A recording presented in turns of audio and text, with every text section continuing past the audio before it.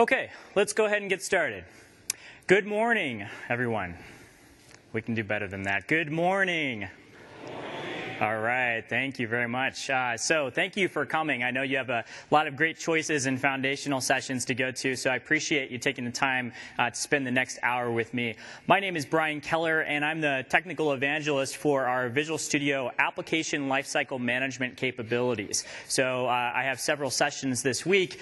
This session is designed to give you a 200-level overview of our complete ALM story within Visual Studio 2012. And of course, a big part of that is Team Foundation Server 2012. Quick show of hands, how many people are using TFS today? Fantastic. Okay, so for those of you that aren't, I'll talk about some ways that you can easily get started with Team Foundation Server.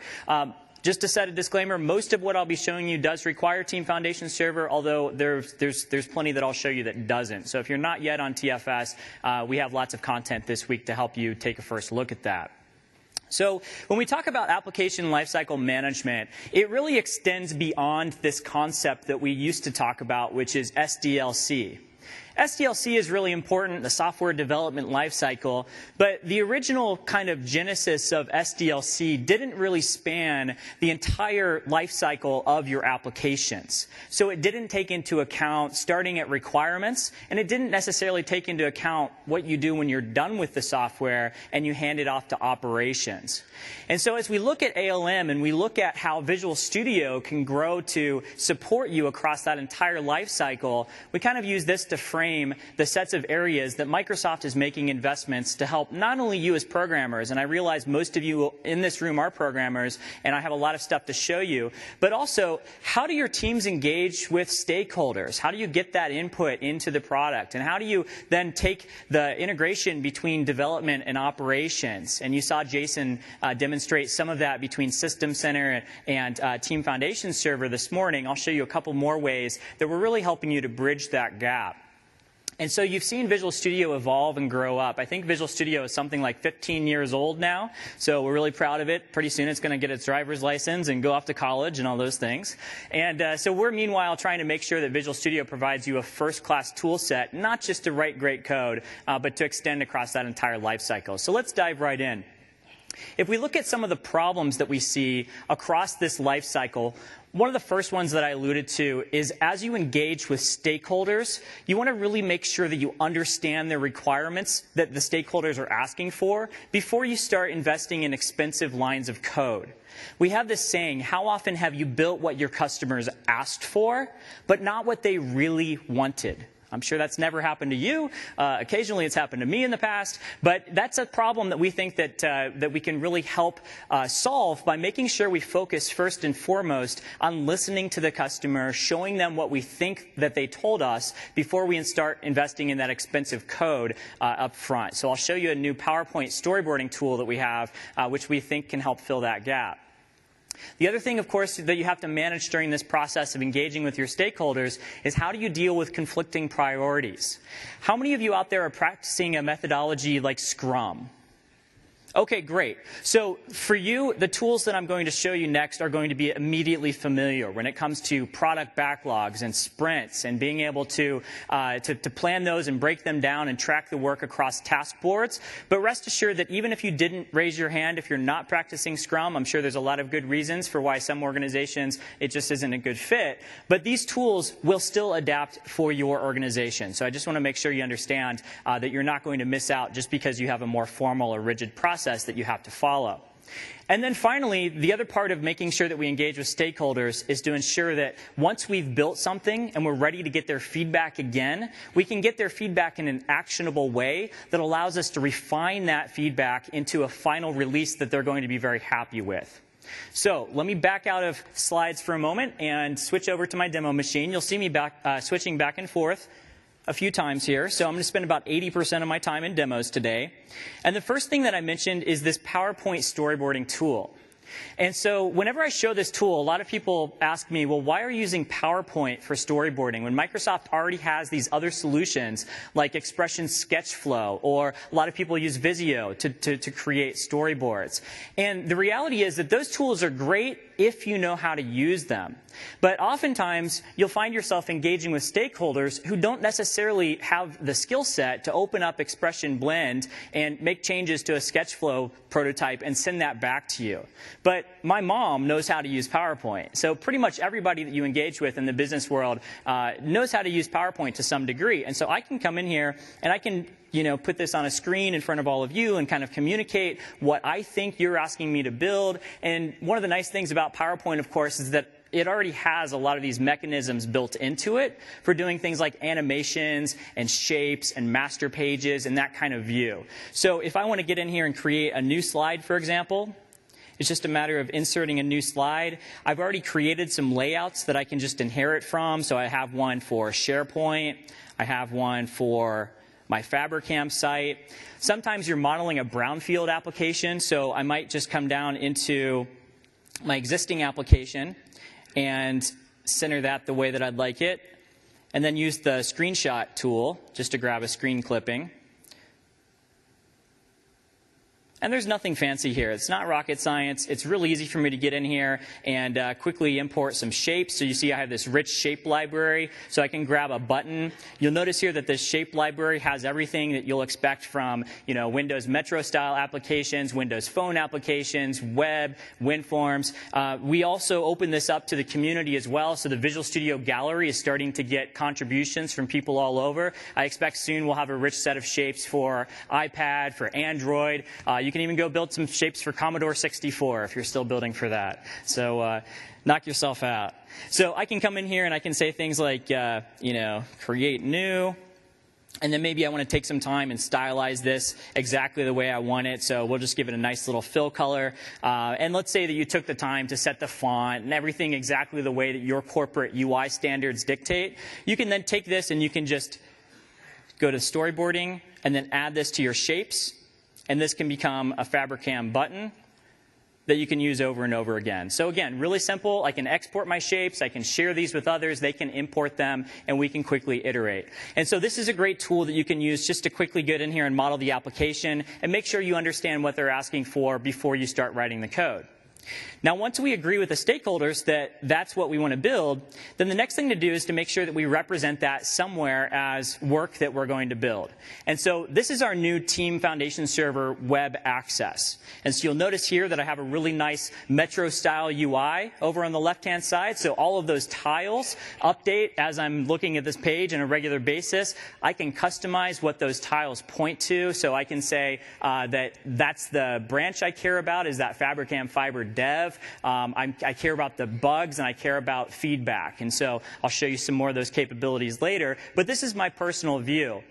The other thing that we've added to Team Foundation Server is the concept of having individual small working teams. And so you see here on the right-hand side that I have 4 people on my team, and this is our working set. We may have thousands of people that access this Team Foundation Server on a weekly basis, but you don't work with thousands of people on a daily basis. So this is the one place that you can come create your own portal, and then that way you can track the things that are immediately relevant to your team.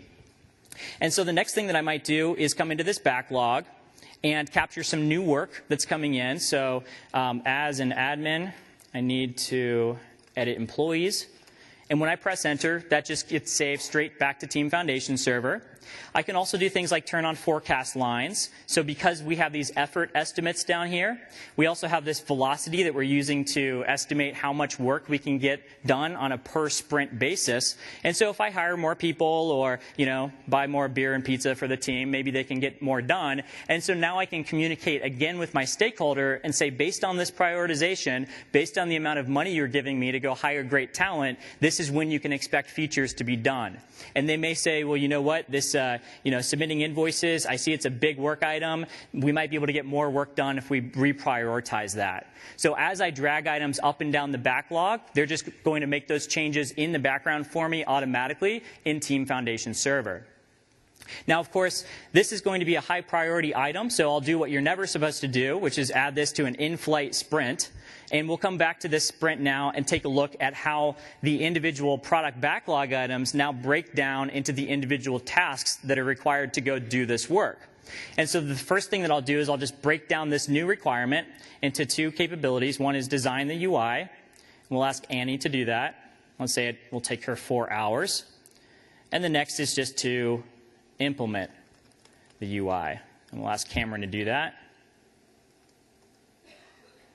And let's say it takes him 6 hours. And right away, I see that I've now pushed my team over capacity.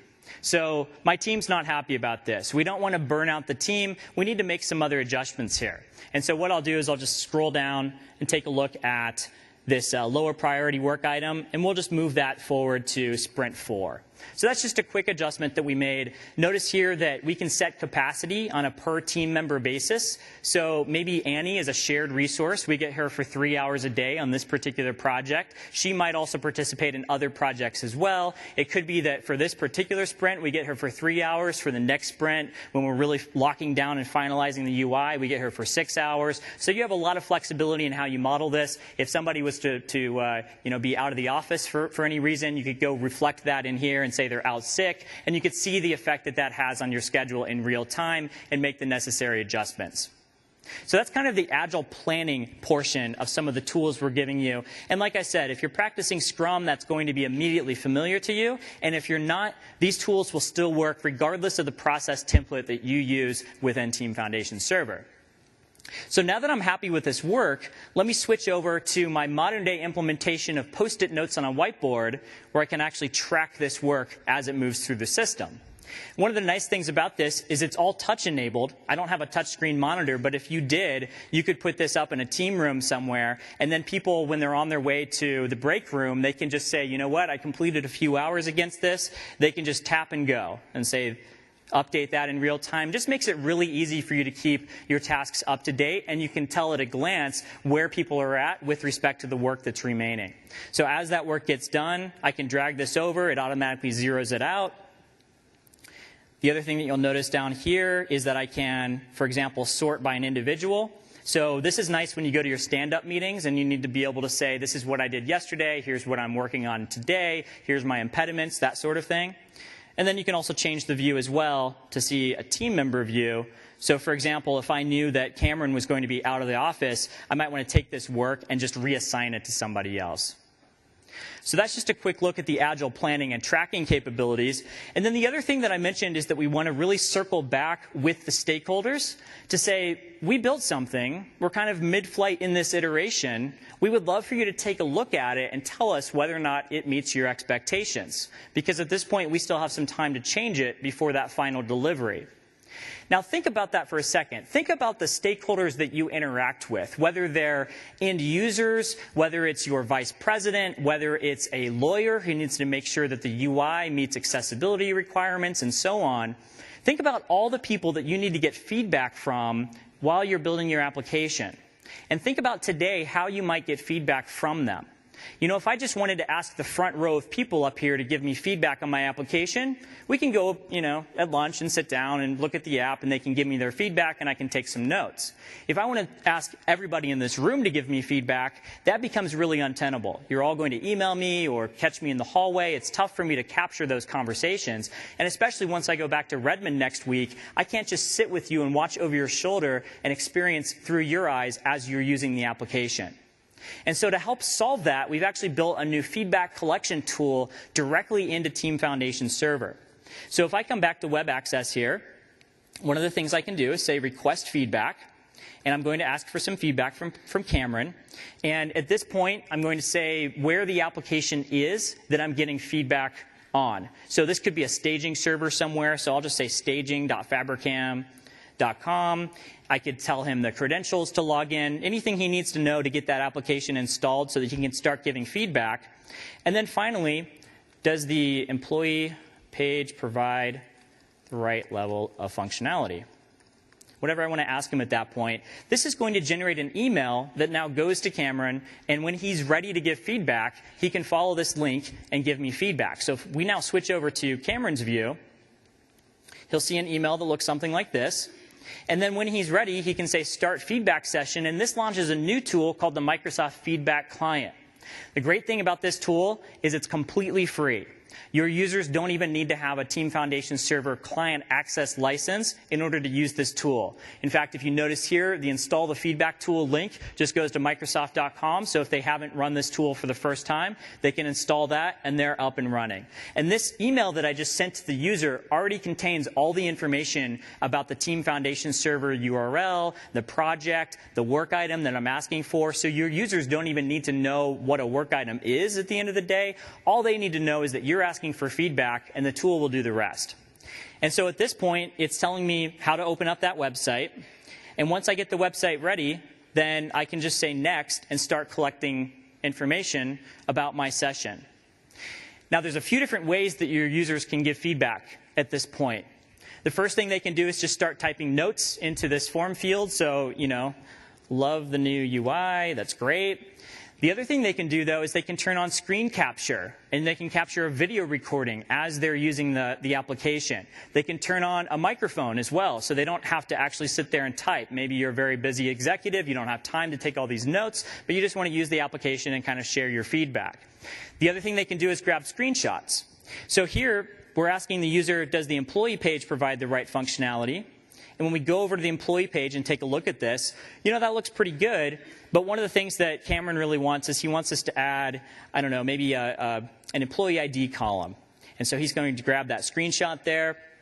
If I double click, I can then annotate that screenshot. So we can come in here and say, I'd like this to have an employee ID column. We can leave that note. And then I can give the scenario an overall rating. We can say next, submit that. That automatically goes into Team Foundation Server. And at that point, your stakeholder is done. They don't need to do anything else. They're back to whatever they were working on. But now when I come back over to my session here, maybe as the product owner, and I refresh this view, you may have noticed that the feedback was incremented. And when I open up that feedback, you'll notice that I have a new feedback response. And there's everything I need to make this actionable. So I could now create a new work item. Maybe it's a new requirement. Maybe this is a bug. I can create a new bug. And when I do that, I can link that back to the original feedback request so that the developer who picks up this work can immediately understand in the stakeholder's own words exactly what they're asking for. So it kind of eliminates this potential for disconnect. And let me tell you, there's no better way to get a bug fixed than have your vice president leaving you feedback, especially with an audio recording, cursing at your application until you get it fixed. The other nice thing about this is that in certain industries, you have to have a certain number of stakeholders actually sign off on a particular requirement before you push that into production. And so because all of this is now stored as a work item within Team Foundation Server, it's very easy for me to write a query and say, hey, for these acceptance tests, do we have at least 4 people that have signed off on it with a rating of 4 or higher? So there's all sorts of really interesting scenarios that you can start to enable with that. So those are a few of the ways that we're improving stakeholder integration. The next thing that I want to talk about, of course, is what's probably most interesting to the majority of this room, and that is just developer-focused productivity.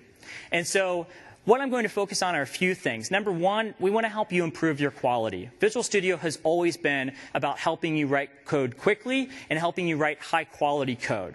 And so we've got a number of tools in here now that I'll show you that can really help you improve that. Things like unit testing and code clone analysis.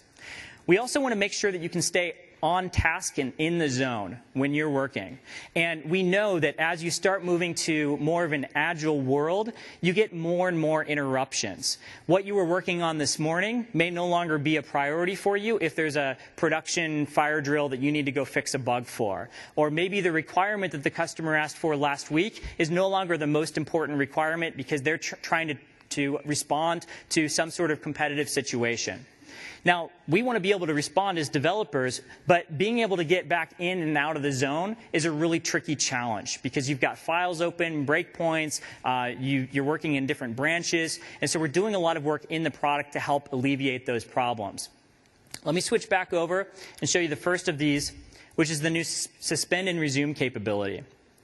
This is a common scenario, right? I'm in the middle of editing some files. I have some breakpoints set. If I had multiple monitors, I might have my debug windows open on one monitor and my code editor open up on another monitor. And what you'll notice over here, for those of you that already use Team Foundation Server, is we've actually revamped the Team Explorer over here. So I can still access my builds, my reports, my documents, my work items, but you'll also notice this new My Work category as well. And when I switch to My Work, this is a personalized view that shows you as a developer the work items that are currently assigned to you, any code reviews that we'll get into later, and also any work that's in progress. So notice up here, if I zoom in a little bit, notice that we have some in-progress work. We're designing the implementation of a feature. We've got some files we're editing. We've got breakpoints. And now we get interrupted. So at this point, what I'd like to do is go ahead and suspend this work. And when we suspend this, it's going to back up all of my changes to Team Foundation Server. So if I lose my laptop later, I can always go back and see the file edits that I was making. But the other thing that it's doing is it's taking note of my entire environment so that when I go fix the bug or work on whatever feature I've been asked to work on, when I'm ready to come back to this original work, all I need to do is say resume. That's going to automatically rehydrate the state of my environment and put me right back into the zone where I can be productive. Okay? Now, let me show you a couple of other new things we've done. Let me just clean up my environment really fast here. One of the things that I really like about the new Solution Explorer, by the way, how many people have tried Visual Studio 2012? RCs, betas? Okay, fantastic. So you may have noticed this already. One of the things that we've done here is we've actually merged the class view and the Solution Explorer. So we still have a dedicated class view, but one of the really nice things I can do here is actually start to expand. And you'll start to see that this is my CS file, this is my class, these are all of my properties and methods and so on. So that's really nice. It puts it right there for me. But at this point, once Solution Explorer starts to expand, it can become a little bit overwhelming to understand, okay, what files am I actually working on right now? And one of the things you can do is you can actually filter Solution Explorer just based on pending changes. And so now notice how I turn that on and off? It shows me exactly where my pending changes are. There's another filter on here, which is just your open files, which in this case would be the same. But that's just a really nice way for you to, again, get in and out of what you were working on. Another thing we can do now is we can also generate a dependency graph straight from this class, for example. The other thing that you may notice here, if you've done the dependency graph generation in years past, is that the dependency graph generation is actually a modal dialog. Now it's no longer a modal dialog. So I can continue working while it's building that dependency graph. And once it's done, it'll just come back to me, and that file is ready for me to work with. So just a lot of really nice fit and finish things there. Another thing that we've done is we've made it really easy for you to work offline or to work on files that are version controlled, but work on them outside of Visual Studio. And what I mean by that is traditionally, with Visual Studio 2010 and TFS 2010, for example, if I went to Explore and I started to edit these files, so let's say that I make an edit here, hello, TechEd, what would happen if I hit save at this point with 2010? Read only, exactly. It's annoying, right? And then you have to go check out, and it's a big problem, right? Now when I save that file, it just saves. And I can even create a new file in the background. So let's say, I don't know, we'll create a new text file, Amsterdam. And now when I come back over to pending changes, we actually have the file watcher turned on in the background, and it automatically picked up the README file changed. The other thing that it did is it picked up this new file. Now, we don't automatically add that to your pending changes because we don't want to accidentally add or remove files. So any new files or deleted files, you'll just come into detected changes, and then you can promote those, and then those are part of your change set. So we'll just go ahead and promote that.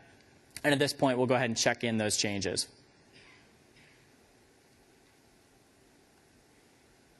So those are just a few of the ways that we're making you more productive.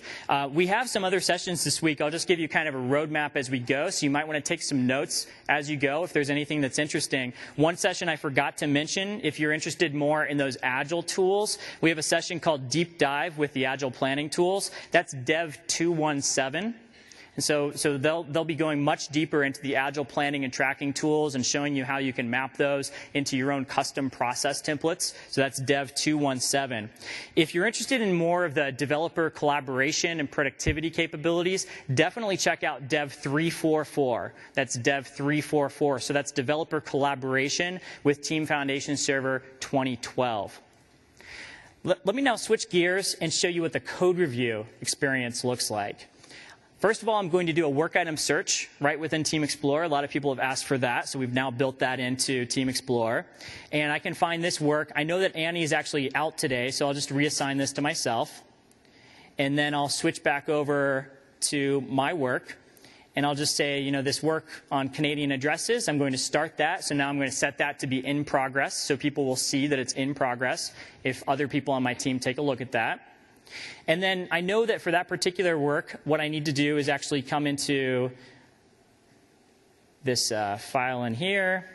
What we're doing is we're basically fixing up the regular expressions so that it's not just focused on US zip codes, but we also want to honor Canadian postal codes as well. So I think that's the right regular expression. I found it online, but I'd really like to have somebody else on my team take a look at that. And so now what we've done is we've built code review right into Team Foundation Server. So what I can do is I can ask Cameron, and maybe we'll ask Annie to take a look at this. I can say, you know, does this regex look right to you? And I can go ahead and submit that request. It's going to save my changes and push those over to Cameron. And so then once again, if I come back over to Cameron, one of the things you'll notice about Cameron is he really likes the dark UI within Visual Studio 2012. So you could turn that on if you want. I know that's becoming quite popular back in Redmond. And then when he comes to his My Work view, he'll see down here at the bottom that he has this code review request from me. One of the really nice things about this workflow is that everything's in the same place. So I don't have to go knock on Cameron's office and say, you know, hey, I really need you to take a look at this file before I check it in. I don't have to send him an email. Everybody can sit right within their My Work view, and they can see things as they flow through the system. So one of the things you'll notice here in the code review is that I have the option to either accept or decline this code review request. Say that 10 times fast. You don't have to do this, but one of the times that it's really nice to say that you're going to work on this code review is if you have a much more complex code review and there may be other people on your team who have also been asked to look at this code review. So I can just say accept, and that signals to Annie, for example, that I'm looking at this and maybe she doesn't have to. So I'll go ahead and say accept. And then if I come down to this address file, you'll notice that for the first time in like 10 years, we've actually invested in the UI for doing a diff between two files. So that's really nice. And I can also scroll between these files at the same time. So it's really easy for me to spot the difference between those two files. The other thing to point out is kind of a small feature across Visual Studio, but notice this tab up here. You'll notice in Visual Studio 2012 that by default, a lot of the files that you'll open when you're doing code reviews or debugging actually appear as this provisional tab in the upper right-hand corner. And the nice thing about that provisional tab is that once I'm done with this code review or once I'm done with the debugging session, it's going to go away automatically. It's going to clean up my environment. So that's really nice, especially when you're like stepping in, stepping over, stepping in. Pretty soon you've got like 40 files open in a debug session. So by default, those are going to open up in that provisional tab. If I want, I can click to upgrade that to a full tab. But by default, I just want to make this go away once I'm done with the code review. So at this point, maybe this looks pretty good. I might suggest that since we're going to be more geographically correct, we want to rename this to postal code. So notice I'm leaving a comment on that specific line. And then once I'm ready, I can go ahead and say send and finish. And that closes the code review. And again, it puts Cameron back to where he needs to be in order to do his job. So now if I switch back over to my own view and I refresh this, you probably can't tell, but it's actually bold down here, indicating that it's changed since the last time I've looked at it. And so I now have these comments back from Cameron, which is nice. And so I see that he's approved it. He's left this comment, so maybe I'll deal with that refactoring later. One of the things I can do is I can tell Annie, Cameron already looked at this. So now she knows that she doesn't have to take a look at this. And then once I'm ready, I can go ahead and check this in. And so I'll go ahead and close this code review.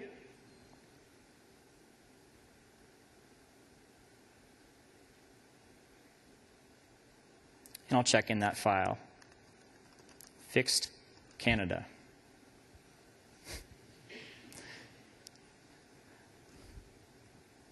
Okay.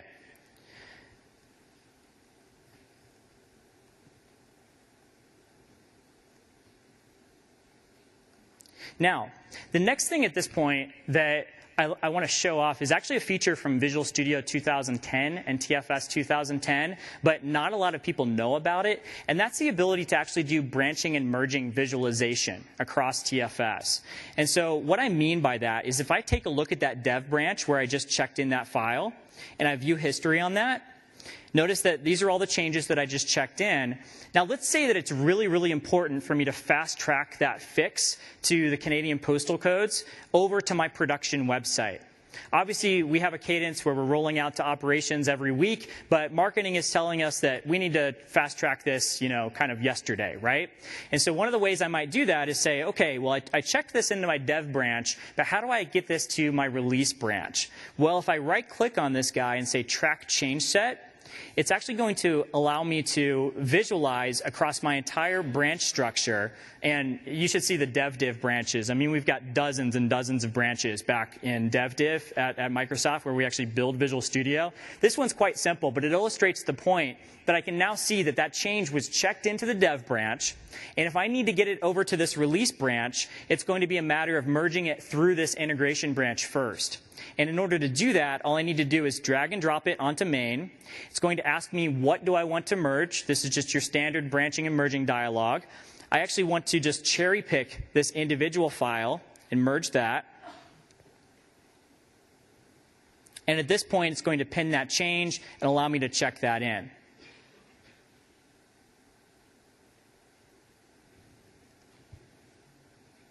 Eventually.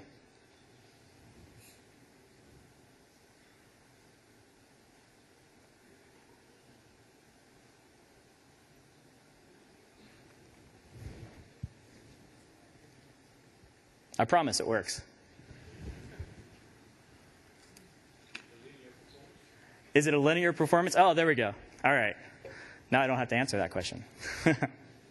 So at this point, what I've done is I've pinned that change. I can go ahead and check that in. And if I rerun that visualization by coming back over here, then you'll notice that it's now in main. Now at this point, let's say that you're the release manager and you're trying to understand for that particular code change that just came into main that you're being asked to merge into the release branch. Has that gone through a code review? Have we actually made sure that a senior dev has taken a look at that? One of the really nice things about this model is now when I look at history for this particular hierarchy and I look at this change set details, I'll notice that this is the file that's being merged, this address.cs file, and I can right-click and I can say annotate this file, and I'll notice that for that particular change, we can see exactly what line of code was changed in that particular change set at the origin. So not at the point of merge, but at the origin, because that's the most important part. That's where we actually made the bug fix. And so if I open up that change set, you'll notice that that particular code review is also tracked in there. And I can go all the way back and say, OK, for this particular line of code, was it code reviewed? Yes, it was code reviewed by Cameron. He signed off on it. Now I feel comfortable about pushing this out to production after I've done appropriate testing and all that good stuff. So that's just a really nice way that we've incorporated code review right into Team Foundation Server so that you can get that full end-to-end traceability later on when you need to run those audits, as opposed to maybe emailing files back and forth or having, these hallway code review conversations or that sort of thing.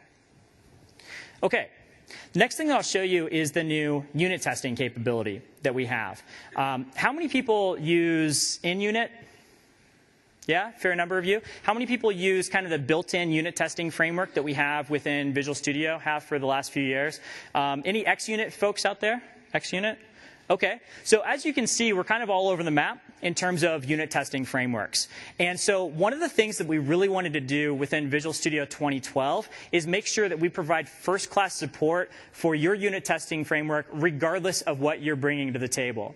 And the other thing that we've noticed too is that you maybe are using, MS Test for most of your tests, but then you'll find an open source library that already has a bunch of tests written in unit that you then want to use as part of your project. Wouldn't it be nice if you could just run all those tests as part of the same solution? And now you can. What we've done is we've actually recreated the unit testing framework within Visual Studio, and we've done so with an extensible set of unit testing adapters. By default, we'll ship the traditional Visual Studio unit testing framework. We have a brand new unit testing framework for C++ developers as well, so you can write unit tests in C++ if you want to. And then you can also install free third-party adapters from the same folks that make InUnit and XUnit. There's also a lot of JavaScript unit testing frameworks that are starting to be released for Visual Studio 2012 as well. And so what we do is we just scan across your entire solution, looking for unit tests that are in your solution that match the type of adapter you have installed.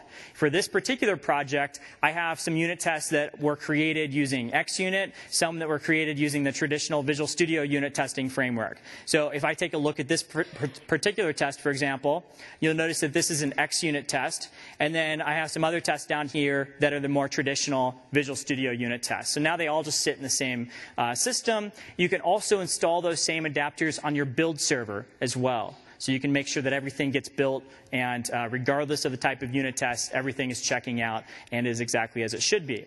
If you're interested in unit testing, my friend Peter Provost is going to go very deep this week into unit testing. He has a session called Dev 214, which is the introductory session for unit testing. And then for those of you that need to do things like, creating mocking objects and that sort of thing, we have a new framework in Visual Studio called Microsoft Fakes. And Microsoft Fakes allows you to not only do mocking type testing, but it also allows you to test untestable code. Like how do you test where you're actually swapping out the system's date and time? And so Peter will show you some really cool capabilities now that you can do just that with. And so that is session Dev 411. That's testing untestable code with fakes. Now, can anyone tell me what the most popular code reuse pattern in the world is? Copy and paste, absolutely. Copy and paste. We've all done it. Not me, but most of us have done it, right? No, I've done it as well. And so it's a common habit, right? We see something we like in one class over here, so we copy it and we paste it over there, and we change just the few lines of code that we need, and we promise ourselves we'll go back and refactor this properly later on, and that never happens. But eventually we'd like to go back and look for those code clones, and that can become a really difficult job because we don't necessarily remember what we copied and pasted. And so one of the tools that we've built right into Visual Studio now came straight from Microsoft Research, and it's called Code Clone Analysis. What I can do with Code Clone Analysis is actually look across my entire solution for granular blocks of code which look to be similar. They don't have to be identical. You can even be, as I'll show you in a moment, you can even have different classes that maybe inherit from the same base class that show up on our radar as a strong or a medium strong match. And so here you can see when I ran across my entire solution, I actually found two files here that look pretty similar. One of these is the service tickets controller.cs. And I have this other file called serviceticketscontroller.cs as well, which is showing up as a code clone. Now, I'm a little bit curious why I'm getting two files that are called service ticket controller. Well, one of the things that we've done here, let me remove my filter. One of the things we've done in the Solution Explorer, again, is allowed you to sync directly with Solution Explorer to see the file you have open. So what I did is I opened this file, I clicked on sync. It shows me here that this is in the fabricamfiber.web project. If I now go back to the other file and I sync, you'll see that that's in fabricamfiber.extranet.web. So that's starting to tell me the story, right? What someone probably did is they said, hey, this class we have over here, it's got exactly what I need. Let me paste it into this other project. And then if I look at these two files side by side, you should be able to spot the difference. So if I compare these files, then you'll notice that what they did is they just took some code, they changed the last line for the redirect action, and then they called it a day. So what I'd really like to do is just refactor this code later on, maybe pass that in as an argument for the redirect option, and that'll make my maintenance of the solution much easier moving forward. So that's code clone analysis. Now, there's another way to run code clone analysis that you can use on a much more granular basis. So what I just did right there was actually look across the entire solution for any large blocks of code that match other large blocks of code within the solution. But sometimes you might be looking at a couple of lines like this, and you might say, you know, I'm starting to work with this customer repository object for the first time. One of the questions I might have is when other people use this object, do they wrap this in a try-catch block? You know, before they do a save operation. And so I can just right-click on this now, and I can say find matching clones specifically for those two lines, and it's going to come back with a bunch of hits for me as well. And so what you'll notice down here is that we have this customers controller class. So this is a customer repository, an employees controller. So that's the employee repository. So again, regardless of whether or not you have files that have the same variable name and whether or not you're inheriting from different base classes and that sort of thing, the code clone analysis is pretty smart about being able to find these potential matching clones to help you, number one, do those refactorings, and number two, kind of look across your solution and say, hey, where else am I using this pattern, so I can see whether or not other people on my team are following certain conventions for it. So that's code clone analysis. Okay. So let me switch gears one more time. Talk about the operations side of the house. Now I polled the audience earlier. I know that not a lot of people of you are from the operations side of the house, but occasionally you probably receive bugs from the operational side of the house, and there's a lot of challenges when it comes to dealing with bugs that come from production. Number one, it can oftentimes be very difficult to actually reproduce problems that you have in a production environment. It could be a problem that only happens once a month at the end of the month when you're running a payroll processing job. And so that's something that's very difficult for you to simulate in a dev and test environment. The other problem is that you can't just attach a debugger to a running process on a production machine. Or if you can, you might want to evaluate that policy. But we want to be able to give you some of the same tools that you use in your dev and test environment to be able to use that in a production environment as well. And so how many of you have used IntelliTrace from Visual Studio 2010 or roughly familiar with it? Okay, so if you're not familiar with IntelliTrace, I would encourage you to check that out. Basically, IntelliTrace runs on your .NET application and gives you a historical stack trace over time. It's kind of like a VCR for your code. And so if you're too young to know what a VCR is, ask the person next to you. They can explain it to you later. But the idea is that with a VCR, of course, you can go back in time and you can say, all right, I see what I have over here. Let me go back in time and understand, why am I throwing that exception? Oh, it's because I didn't read and initialize that value from this database because I didn't have permissions or something like that. And so IntelliTrace is a really powerful tool. One of the things that we're doing now is we're actually extending that so you can use IntelliTrace in a production environment. And you can do so for free. What that means is you can even redistribute IntelliTrace with your applications. Your operations folks can be trained on how to turn that on and off and how to collect the appropriate data. And then when they have a production system problem, they can turn that on, they can capture the data that you need, and then they can send that back over to you in the dev environment so that you can step back in time and see exactly what that looks like. And so to simulate that, let's say that this is an application that we have which is running in production. And notice we're starting to get some intermittent errors over here. And you'll notice that most of these records look fine, but occasionally I click on an error or I click on a record and it throws this error. Well, I did the right thing in my code. I'm throwing a custom ASP.NET error message. I'm not just dropping you to the yellow screen of exceptions. But what that means is I don't really have any more insights at this point into what's actually happening within my application. And again, this is in my production data center, so I can't just attach a debugger. But one of the things I might do is I might ask my operations folks to use the new IntelliTrace in production PowerShell files that we have. And what I've done, I've actually captured this in advance just to save us some time. But what I've done is I've actually started collecting IntelliTrace information against that particular application pool. It resets the application pool, and then what it does is it rejits all of the .NET binaries so that it's instrumenting those with interesting trace points that we might be interested in. So every time we call a method, or every time we access the registry or the file system or throw or catch an exception, we want to actually log that for us, and that's going to go into a file that we can then copy back onto a USB key if we're disconnected between the two dev and production environments, then load that up in Visual Studio and see exactly what's going on. So if I now take a look at this IntelliTrace file that I collected, I'm just going to open this up in Visual Studio, clear up some real estate here. And Jason showed this a little bit this morning. You'll notice I have a list of all of my exceptions that are taking place, and I can just double-click on one of those exceptions. And when I start debugging here, it's actually going to look like we're F5 debugging the application. But remember, this is a different machine, so we're running in a different environment. Basically, what it's doing is it's showing us backwards in time exactly what's happening here. Notice on the right-hand side, we have a list of all of our IntelliTrace events. So this is every time we're accessing ADO.NET, for example.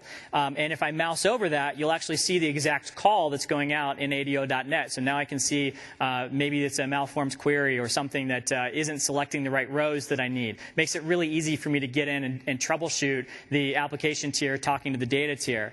Notice it took me straight to the line of code that threw the exception. I can also turn on locals variables here, so I can see exactly which members of this particular property were maybe set to a null reference. And so it makes it really easy for me to get in here. And then if I wanted to, I could go back in time and say, why did I get here? Oh, it's because I threw this exception 10 call frames earlier.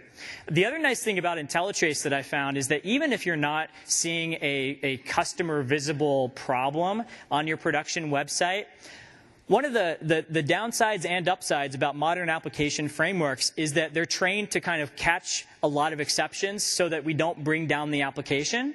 But there could be some things that are happening in the background that you actually really care about. Like, let's say that you're a bank and you have an auditing trail that's turned on, and for some reason the database that's supposed to capture that audit trail filled up. So you're getting all these exceptions. Customers can still, check out money and or deposit and withdraw funds, but you don't have this audit trail that you might need to go back to later on. What I suggest is sometimes you can just turn on IntelliTrace on that particular system and come in and look and see whether or not you're throwing and catching any exceptions, and that could show a problem that you didn't even know that you had. So that's IntelliTrace in production, and again, it's kind of a powerful tool to help you get in there and troubleshoot.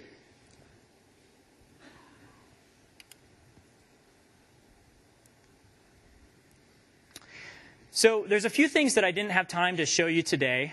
So we'll just go round robin here. Of course, I showed you PowerPoint storyboarding. I showed you the agile planning and tracking tools.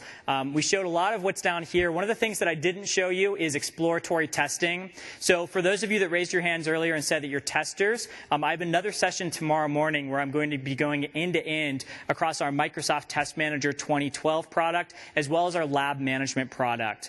So if you're a tester, that gives you a great environment to go in and conduct your manual tests and be able to report those on the status of your test runs back to the development team, and to do so in a rich, actionable way so that we're capturing things in the background that can help the developer not only reproduce the issue, but understand and troubleshoot and ultimately fix what's going on there. The lab management capabilities that we've enhanced in this release allow you to set up a virtual environment or a physical environment in a matter of minutes now. So in the past, in 2010, you would have had to use System Center Virtual Machine Manager. It would have taken you at least a weekend just to set up a Hello World environment. Now what I'll show tomorrow morning is actually setting up a very similar environment, but in a matter of minutes. And that's something that's not only helpful for testers, but it's also helpful for developers as well. Let's say that I'm doing all my day-to-day development on my brand new Windows 8 development workstation, but I need to make sure that my code actually runs and compiles and unit tests pass correctly over on a Windows Server environment. Now what you can do is you can spin up a lab managed environment that that machine could be running on Hyper-V, it could be running on VirtualBox, VMware, it could be a physical box that you have sitting under your desk, and you can just let that participate in a really nice build, deploy, test workflow so that you can make a change, check that into TFS, it can build, automatically compile, push over to Windows Server, and in a few minutes you can find out if you have a problem over there. So that again is my software testing talk tomorrow morning. Another thing that I wanted to mention is we did show this morning the SCOM integration that you have between System Center Operations Manager and Team Foundation Server. And so if you're using System Center Operations Manager within your environments to monitor your production servers, one of the really nice things you can do now is as Jason showed, you can have an alert in SCOM, and you can say, this is an alert that my application team needs to take a look at. You can right-click, assign that to engineering, and that can automatically include all the information that System Center knows about the problem. That could be, basic information like what server was it on, what operating system, what service pack level, how much memory was available, as well as really deep diagnostics information similar to the IntelliTrace debugging that I showed you earlier. So if you're using System Center, definitely wire that up. System Center Operations Manager 2012 out of the box supports integration with TFS 2010, and later on when System Center Operations Manager 2012 Service Pack 1, say that 10 times fast, ships, then you'll be able to wire up with TFS 2012 as well. Finally, we've partnered with our friends at Preemptive. You may know Preemptive. They make a really nice obfuscation product called Dotfuscator. They also have this product called Preemptive Analytics as well. And Preemptive Analytics is a really nice capability that allows you to get some of the same type of functionality that Microsoft has been using for the last 15, 20 years to capture really rich analytics information directly from our end users. So every time you, say, send a Watson error report and that goes back to Microsoft, that gives us really valuable data that we look at in terms of trying to make sure that we're fixing bugs moving forward. The other thing you may notice is that if you install products like Visual Studio, SQL Server, Zune, Office, a lot of these products ask you to participate in the customer experience program.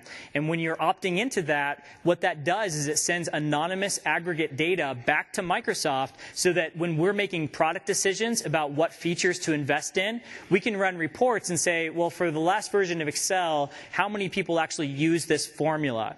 And that's data that you can now get for your own applications as well by taking advantage of Preemptive Analytics.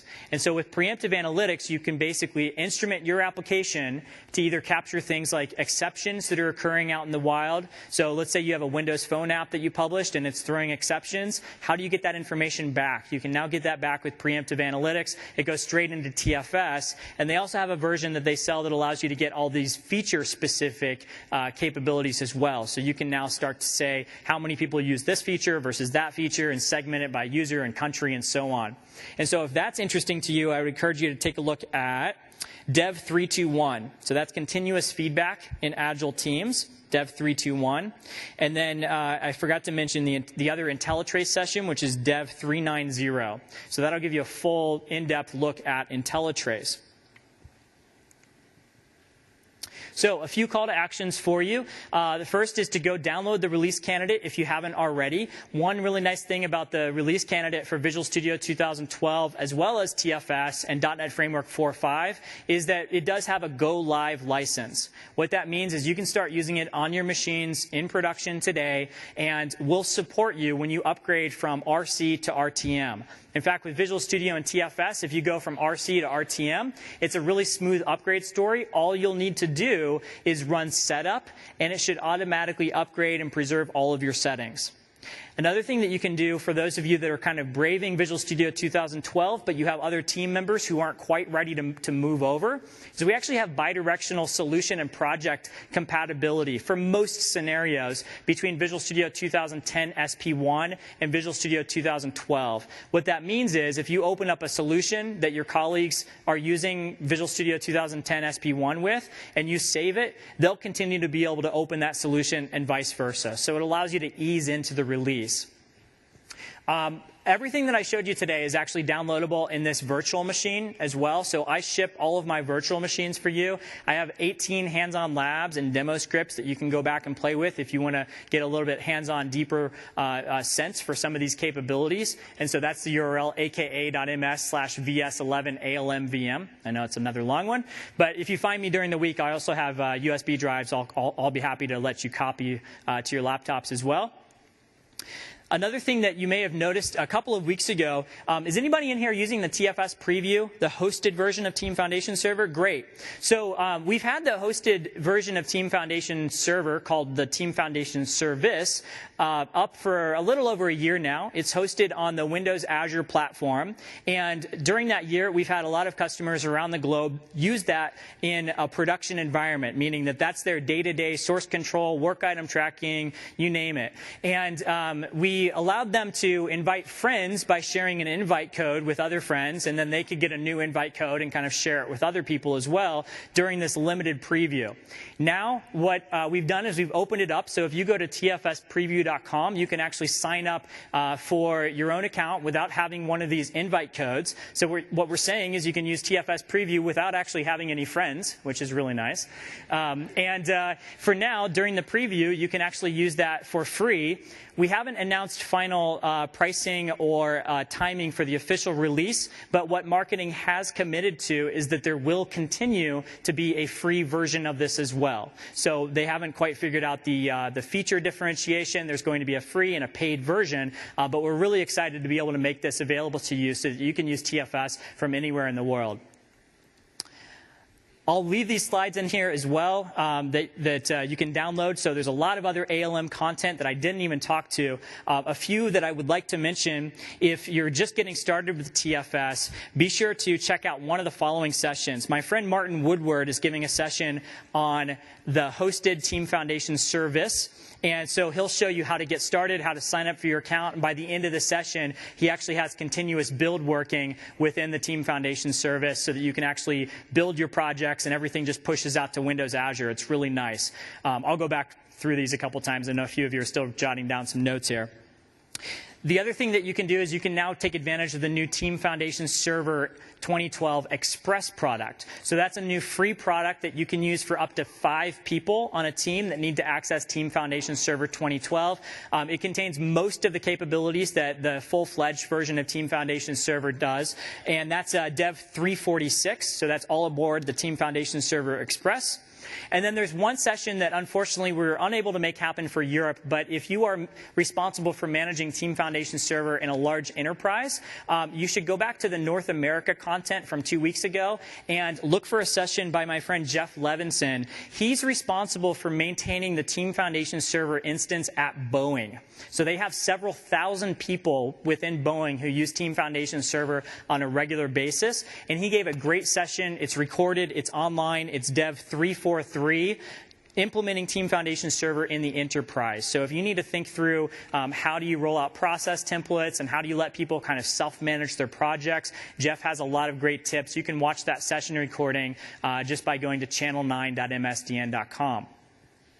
And I think with that, I am just about finished. So thank you very much for spending this hour with me. And we'll be around all week, so I look forward to talking to you throughout the week. Thank you very much.